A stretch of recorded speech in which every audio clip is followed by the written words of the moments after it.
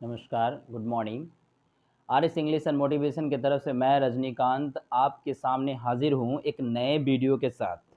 जैसा कि आपको मैं शुरुआती से इंग्लिश का भी सिखाते आया हूँ, उसी तरीके से आज के इस चैप्टर में आर्टिकल का एक्सरसाइज है।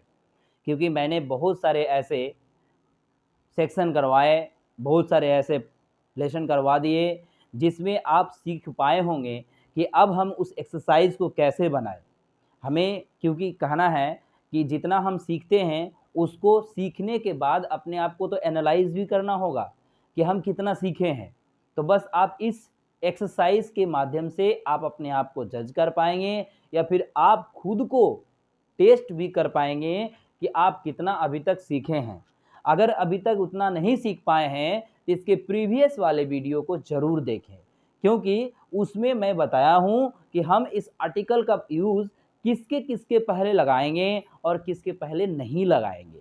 कहाँ पर ए लगेगा, कहाँ पर एन और कहाँ पर द लगाना है, ये सारी बात मैं इसके प्रीवियस वाले बहुत सारे वीडियो आर्टिकल चैप्टर के वीडियो में मैं बता चुका हूँ। इसलिए प्लीज़ आप उस वीडियो पर पहले विज़िट करें, उसके बाद इस वीडियो को देखेंगे। तो चलिए शुरू करते हैं। जैसा कि आप देख पा रहे हैं इस हमारे व्हाइट बोर्ड पे कि हमने लिखा है पुट इन ए, एन और द का वेयरएवर नेसेसरी। जहाँ ज़रूरत है वहाँ पर ए और एन का प्रयोग करें, द का प्रयोग करें जहाँ ज़रूरत है। तो उस तरीके से मैं ब्रैकेट में साइड में राइट साइड में दे दिया हूँ कि आपको उसको देख कर लिख देना है।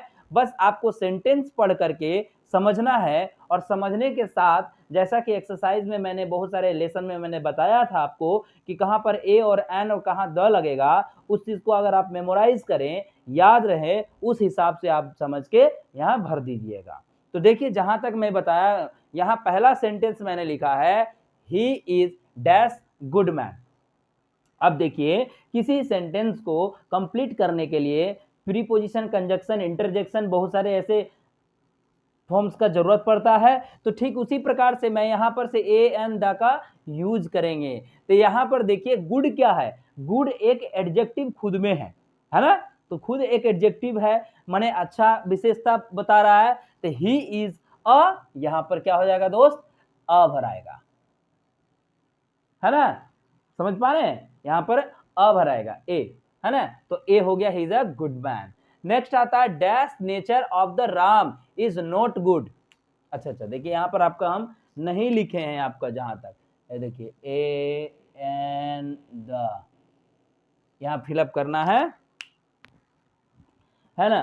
तो यहाँ देखिए जहां तक dash nature of Ram, dash nature of Ram is not good, मतलब कि राम का जो स्वभाव है वो अच्छा नहीं है। तो क्या होगा, the nature of Ram, a nature of Ram.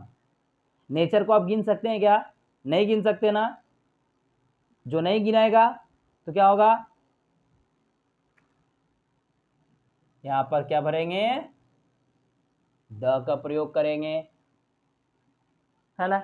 देखिए द का प्रयोग, द नेचर ऑफ राम, यानी राम का स्वभाव इज नॉट गुड या no is not so good. ठीक है, ये कंप्लीट हुआ। नेक्स्ट तीसरा number sentence, science is dash exact discipline. अब देखिए साइंस क्या है, एक एग्जैक्ट डिसिप्लिन है। तब यहाँ पर ए एन द में आपको याद होगा कि हम किसके पहले ए और किसके पहले एन का प्रयोग करने सिखाए थे, before vowel and before consonant a, है ना। तो ध्यान दीजिए यहाँ पर आप पकड़ने की कोशिश कीजिए, क्या है यहाँ पर एग्जैक्ट का ई है। तो ई हमारा क्या हुआ, वोवेल हुआ ना। तो वोवेल हुआ तो क्या हो गया, यहाँ पर हमारा क्या फिलअप हो जाएगा, एन हो जाएगा। Science is an exact discipline. ठीक है, अब आगे आते हैं, dash life we are living here is very hard. Dash life we are living, एक ऐसा जीवन जो हम लोग यहाँ जीवित जी रहे हैं, इज वेरी हार्ड, बहुत ही कठिन है। बात सही है, जीवन जीना कोई आसान नहीं है, बहुत सारे चुनौतियों को स्वीकार करना पड़ता है, बहुत सारे दुख को झेलने पड़ते हैं, बहुत सारे परेशानियां को देखने पड़ते हैं, तब तो जाकर के हमारा जीवन सुखमय होता है। तो देखिए यहाँ क्या लिखे हैं, dash life we are living here, a life, a life we are living here, एक ऐसा जीवन, है ना, इज वेरी, एक ऐसा जीवन, अ लाइफ, क्या कर देंगे, एक लाइफ, है ना, एक जिंदगी। नेक्स्ट है 5वां नंबर, आगे आते हैं। It is dash biggest statue in dash world. अब यहां पर ये सुपरलेटिव है मेरे दोस्त, तो सुपरलेटिव के हमेशा में क्या लगता है, द का प्रयोग होता है। It is the biggest statue in the world, पूरी दुनिया का, इसमें दो ही लगा, सब जगह में क्या भरा गया चीज है, देखिएगा। It is the biggest statue in the world, तो द का यूज हुआ, समझ पा रहे हैं, द का कहीं ना कहीं प्रयोग हो गया। अब आगे आते हैं 6 नंबर सेंटेंस में। He is not dash genius. अब देखिए, he is not the genius, he is not a genius, he is not an genius, तो he is not a genius, he is not the genius, he is not genius है। तो genius हमेशा क्या होता है, आप यहां पर एक जेनरिक को दिखाने के लिए द का फिलअप करिए, और ऐसे नॉर्मल वे में आप ओ का इस्तेमाल कर सकते हैं। जीनियस क्योंकि बहुत यूनिक वर्ड है, ठीक है। आगे आते हैं, he is dash Daniel in wisdom, क्या होगा, कमेंट करके बताइए क्या होगा। He is dash Daniel in wisdom, he is a, या he is an, he is the Daniel in wisdom, क्या होगा, ही इज द डेनियल, है ना, बोलिए, ध्यान दीजिएगा बात को, मैं एक्सरसाइज इसलिए करा रहा हूं ताकि आप लोग अपने आप को पकड़ पाए। 8वां नंबर जो सेंटेंस है, 8 नंबर जो सेंटेंस है, he has gone to dash office, he has gone to the office, ठीक है, ध्यान दीजिएगा। जैसा कि हमने आपको लेसन में बताया है, 9 नंबर सेंटेंस है, turn to left, turn to the left, यहां पर क्या हो जाएगा, द भरा जाएगा, turn to the left. Next है 10 number sentence, he can play on dash violin, on the violin, he can play on a violin, on the violin, ये किसी भी इंस्ट्रूमेंट का नाम है, नाउन है।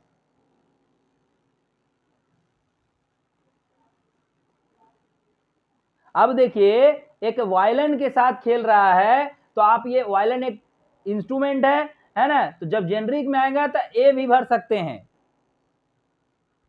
और जब सेक्यूरेबल आ जाएगा तो वायलिन में से दो भरा देंगे, तो एक्सेप्शन हो जाएगा। यहाँ पर कुछ कुछ ऐसे हैं जहां बोल रहा है नेसेसरी, यहां जहां जरूरत है ए और एन द का वर्ग प्रयोग करिए।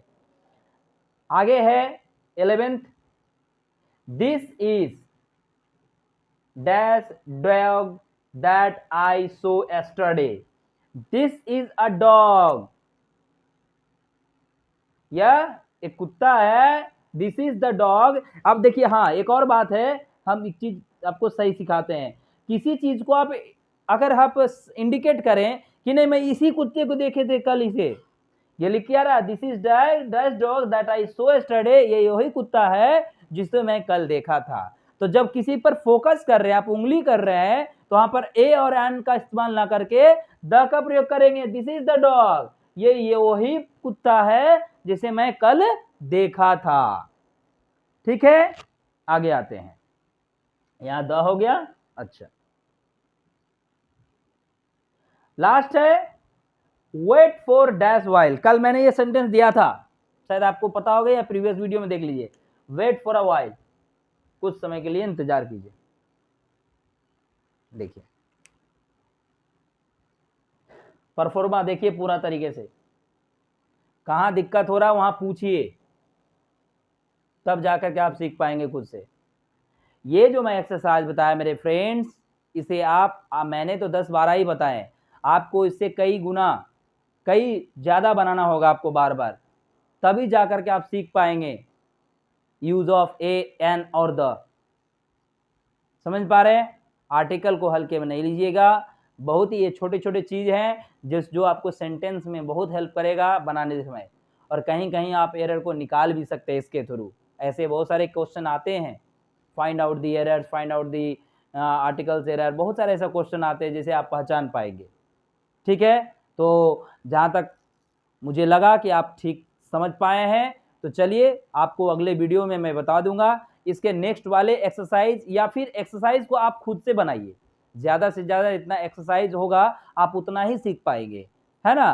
तो फिर मिलेंगे आपके साथ, तब तक के लिए चैनल को सब्सक्राइब करके रखिए। वीडियो अच्छा लगता है तो लाइक कीजिए, कमेंट करना मत भूलिए, और लोगों तक 2-4 मिनट अगर आप समय दे रहे हैं तो दूसरे को भी शेयर कीजिए मेरे फ्रेंड्स, ताकि वो भी सीख पाए। जय हिंद।